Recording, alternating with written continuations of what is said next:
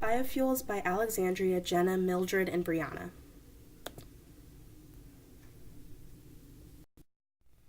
Energy is defined as the power derived from physical and chemical resources in order to perform action. Over 60% of the world energy is harnessed from non-renewable resources formed over the course of thousands of years. The major non-renewable resources used in the U.S. include petroleum, natural gas, and coal. Petroleum is a form of crude oil formed from the decomposition of organic matter subject to intense heat and pressure over many centuries. Petroleum is often refined to become diesel fuel or lubricant. Natural gas is composed primarily of methane, an invisible, odorless gas. Like crude oil, methane is formed from decomposition organic matter under intense heat and pressure. This resource is primarily used as fuel. Organic material may become gas or oil depending on the degree of pressure and heat applied to the decomposing substance as well as the amount of biomass. Typically, materials high in biomass and or subject to especially intense heat becomes gas.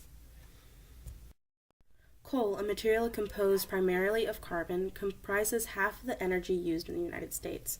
Coal is formed from the remains of ancient plants subject to heat and pressure for several eons.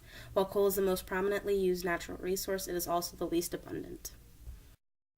Not only are the supplies of petroleum, natural gas, and coal non-renewable, but their extraction and byproducts can be harmful. For example, petroleum is typically located beneath the ocean floor.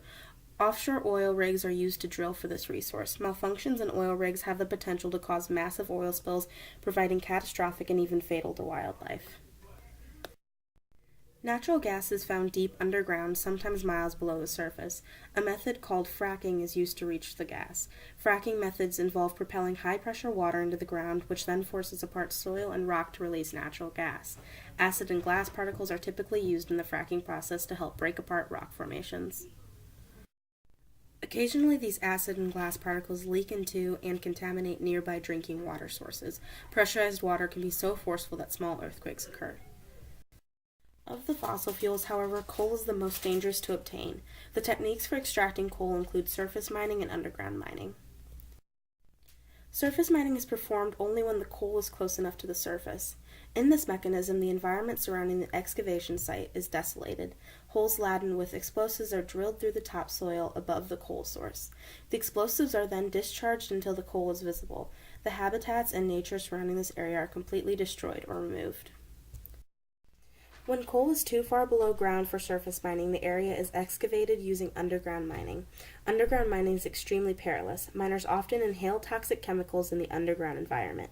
These chemicals may also leak out and poison nearby communities. If these hazardous substances catch fire underground, they can burn for decades at a time. In place of non-renewable resources, environmentally safe biofuels can be produced. Biofuels are fuels constructed from natural material. Major types include ethanol, methanol, and syngas, which can be synthesized via fermentation, oxidizing bacteria, and gasification. Fermentation is a cellular process in which glucose, a simple sugar molecule, decomposes to form ethanol and carbon dioxide. Ethanol is an alcohol with the power to fuel machinery. The process of fermentation has been done for centuries to produce ethanol present in alcohol. However, it has been recently found that ethanol can fuel lawnmowers, car motors, boat engines, and more just as well as diesel fuel. Fermentation may be performed even at home. Smashed fruit and yeast placed in an area containing no oxygen will decompose via the reaction shown. According to lead inventor Dr. Kartik Chandran, oxidizing bacteria have demonstrated success in converting methane to methanol. Aside from being the major component of natural gas, methane is also the waste product of many industrial reactions. Although scientists have understood the chemical composition of natural gas for some time, only more recent breakthroughs have shown how methane itself can be converted into fuel. To oxidize a compound is to add an oxygen atom to its structure.